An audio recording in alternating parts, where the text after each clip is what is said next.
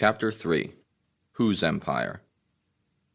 If Americans have heard of the 7 Years' War, a truly global struggle, it is most certainly under the title The French and Indian War, 1754 to 1763.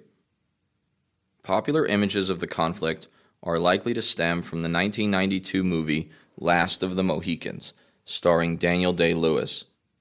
When Americans think of this war at all, or discuss it in school, they generally situate the central theater of the conflict in northeastern North America. Yes, the savage Indians and their deceitful French allies were beaten back along the wooded frontier, allowing Pacific English, soon to be American, farmers to live in peace. Ending in 1763 and saddling Britain with debt, the French and Indian War is often remembered as a prelude to a coming colonial revolt over excessive taxation. Perhaps it was, but not in a direct, linear sense. Nothing historical is preordained. Chance and contingency ensure as much.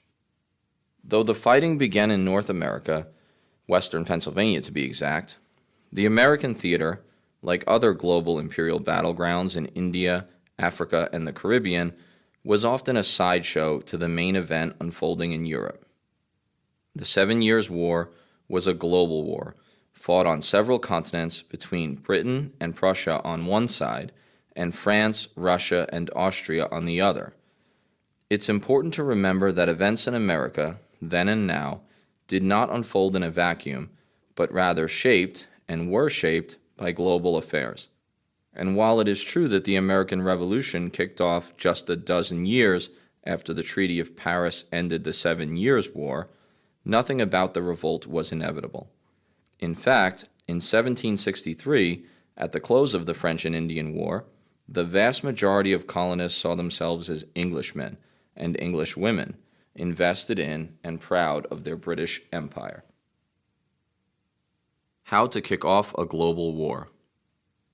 It started over land and money. The Ohio Country, just west of the Appalachian Mountains, covered much of what is today the states of Ohio, western Pennsylvania, and West Virginia. Rich in lumber, with fertile farmland and plentiful game, the Ohio Country presented a tempting find. Though mainly inhabited by native tribes, the region also just happened to sit on the contested border between France's and Britain's empires in North America. Both sides, and no doubt the native inhabitants, coveted this land. The French saw the Ohio Country as a strategic buffer against the encroaching Brits, and to the Indians, well, it was home. The English settler population of the 13 colonies was, however, rapidly expanding westward. The stage was set for conflict. All it took was the right spark. Count on the profit motive as a reliable catalyst. A few decades earlier, some prominent Virginia families, including those of both the royal governor and a young militia officer named George Washington, established the Ohio Company of Virginia. It was at heart a property speculation outfit. The company's investors hoped to claim land in the Ohio Country, buy it cheaply from the crown, and sell at a profit to westward bound settlers. Buy low, sell high, enrich the already wealthy plantation families of Virginia. Same old game. So when the time came to seize and hold the land in western Pennsylvania once and for all, guess who Robert Dinwiddie, Lieutenant Governor of Virginia, himself an Ohio Company investor, sent in? That young lieutenant colonel of the militia, George Washington. Washington took a militia company and some allied Mingo Indians and headed toward Fort Duquesne, a French installation near present-day Pittsburgh. The French command sent out from the fort a smaller party under Joseph de Jumonville with strict orders to avoid a fight unless provoked. What happened next is contested in the few existing accounts. The most credible sources agree that Washington's force surrounded the French party and opened fire, killing several. Most surrendered, at which point Washington's native counterpart, known as the Half-King, wielded a tomahawk to Jumonville's head, killing the Frenchman. This was supposed to have been as much a diplomatic as a military mission, and no state of war had been declared. Washington's choice to open fire was strategically and ethically questionable. However, his inability to control his native allies and the assassination of a prisoner must certainly constitute a war crime. Early setbacks, stillborn unity. Things didn't go so well for the British early on. Despite exponentially outnumbering the military and settler population of New France, the Brits and their colonists suffered some disconcerting early defeats. Soon after the Jumonville affair, the French dispatched hundreds of troops and allied natives to dislodge Washington's force, which had built a ramshackle defense known as Fort Necessity. A military novice in his 20s, Washington placed his fort in an indefensible location and was forced to surrender in humiliation. Soon after, a large British column commanded by General Edward Braddock was ambushed and nearly destroyed, and Braddock was killed. Washington, barely escaping several near misses, would experience his second consecutive defeat in battle. For the next few years, the British knew mostly defeat, and the colonists suffered under brutal French and Indian raids up and down the western frontier. As the settlers' confidence deteriorated under the weight of defeats and frontier insecurity, some leaders began to argue for increased colonial unity as a desperate defensive panacea. Representatives from the various colonies met in Albany, New York, to discuss the prospect of confederation. The result was disappointing. Although it is true that the first colloquial usage of the term American seems to have begun in this period, the diverse and fiercely independent colonies were, despite the vicious frontier attacks, not ready for unification. Little was settled, less was agreed to. Contrary to the deterministic interpretations of the French and Indian War as a prelude to the American Revolution, the fact is that individual colonial identities were far too strong and the threat from France far too uneven to prompt any meaningful confederation. Celebrating empire. By 1759, the tide had begun to turn. The British, under the governmental leadership of William Pitt, changed strategy and responded to French onslaughts in clever ways. The British already had massive advantages in colonial manpower and naval power. Now they began to follow the French lead and recruit their own Native American allies. The British bankrolled the Prussians under Frederick the Great to do the heavy lifting of ground battle on the European continent and shifted resources to the colonial theaters in India, the Caribbean, and North America. The Brits also imposed an effective naval blockade on New France, roughly analogous to modern Canada, to cut off French reinforcements. After General James Wolfe famously defeated the French on the Plains of Abraham outside Quebec, momentum clearly shifted to the British. Though this is indeed remembered as the seminal battle of the French and Indian War, we could just as plausibly argue the French actually lost Canada and the 7 Years' War in a battle fought in modern Poland on the European continent. Such was the global interconnected nature of warfare even in the 18th century. How, then, did the English colonists view themselves and define their identity in the wake of British victory? Were they indeed the unified Americans on the cusp of independence, as is so often remembered? Hardly.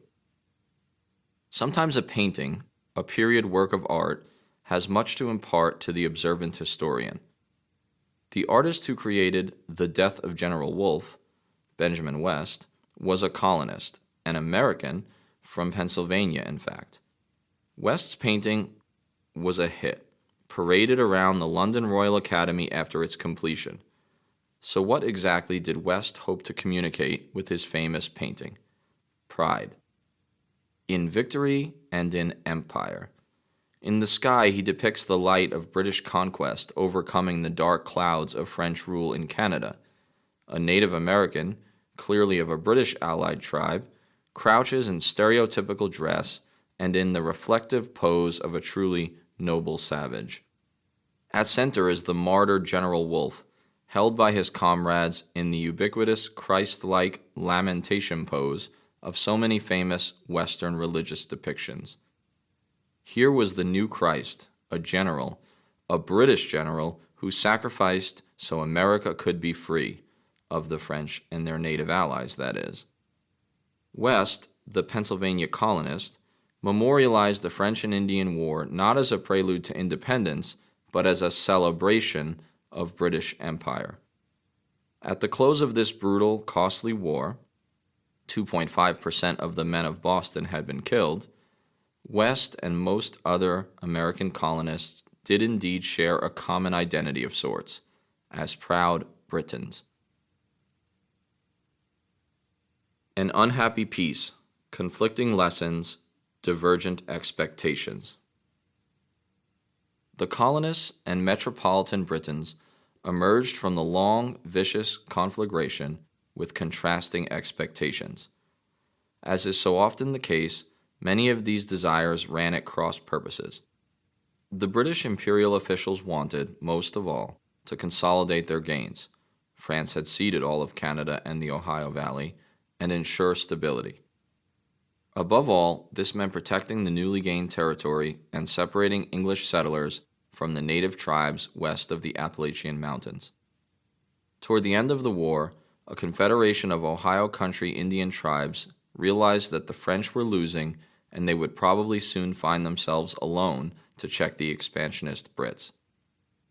The crisis of extended war and impending French defeat begot a spiritual awakening among the natives led by a holy man named Neolin.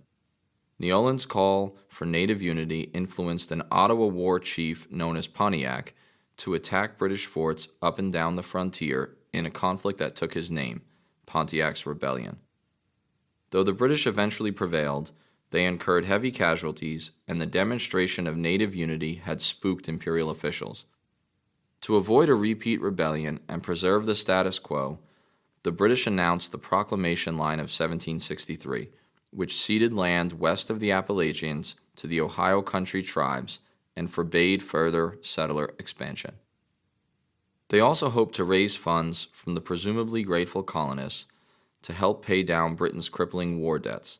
That meant taxes, and taxes eventually meant discord. None of that jibed with colonists' expectations. They had started the war for land, for expansion, for profit. How could their British protectors deny them their destiny, ample farmland and security from native savages across the Appalachians? They too had fought in the key battles of the conflict as militiamen alongside the British redcoats. Nor did most colonists expect to bear the burden of debt relief for the crown. Hadn't they already borne the brunt of a war fought adjacent to their land and endured Indian raids on their homesteads? The stage, so to speak, was set for future confrontation. The real losers, dwindling hope for native empowerment. If colonial and metropolitan Britons emerged from the war with divergent lessons and expectations, so did the local native tribes. The Ohio country, which the French had ceded without native permission, was the tribe's home. Pontiac's rebellion demonstrated just how serious the Indian claims were. Nonetheless, unsurprisingly, the natives proved to be the war's great victims. For years, decades even, native tribes had counted on the imperial rivalries among British, French, and Spanish claimants to North America as a way to divide, conquer, and survive. Though the Indians were generally weaker than the great European empires, they had become adept at balancing between the different poles of imperial power and played the part of spoiler in countless colonial wars. Now, with New France vanquished and the Spanish Empire increasingly anemic, the native tribes could no longer rely on tried and true past strategies. They stood alone in the face of a powerful, populous, and insatiably expansionist British Empire. Pontiac's rebellion was a desperate response to the new reality, but the more prescient chiefs could see tragic times to come. Some Indians must no doubt have felt expendable as the French abandoned them to their fate. Could natives ever truly trust any Europeans? In the end, were these white men all cut from the same cloth, as they arrogantly traded Indian land as spoils in a deadly imperial game? Consider the painting by colonist Benjamin West, in which a civilized British officer restrains his savage ally from killing their ostensibly common enemy. The message is instructive. Yes, the French were their foes, but both European sides at least adhered to common rules of gentlemanly warfare. View this painting out of context, and it is far from obvious that the red and white clad Caucasians are actually enemies. Viewed through the lens of Benjamin West, it seems the real enemy of civilization is the savage, that anachronistic native who most certainly has no place in the North American future. Though many Native Americans surely couldn't yet foresee it, they were already doomed. It was they, not the French, who had truly lost the 7 Years' War. In 1763, American colonists felt little sense of, the term was yet to be coined, common nationalism. Despite contemporary memories to the contrary, in the coming revolution against Britain, the colonists hardly rebelled against the concept of empire itself. Rather, they desired a new, expansive American empire, unhindered by London and stretching west over the Appalachians and deep into native lands. If the 7 Years' War was the first conflict for North American empire, it helped set the stage for the second, the American War for Independence. Of course, all attempts by historians, this author included, to periodize and categorize the past run the risk of determinism and distort the inherent contingency of events. Still, a fresh look at the 7 Years' War raises profound questions about the course of early American history. It is perhaps appropriate to exchange the standard narrative of these events for something at once more accurate and, for many, more disturbing. Instead of a simple prelude to the coming revolution, couldn't it be that the 7 Years' War was itself a pivotal turning point in American history, the moment when the balance shifted and native power irreversibly waned? If so, it is long past time to replace the comforting American narrative of a transition from British Empire to liberal republic with a more accurate and complex progression, from empire to revolution to a new American empire. We live in it still.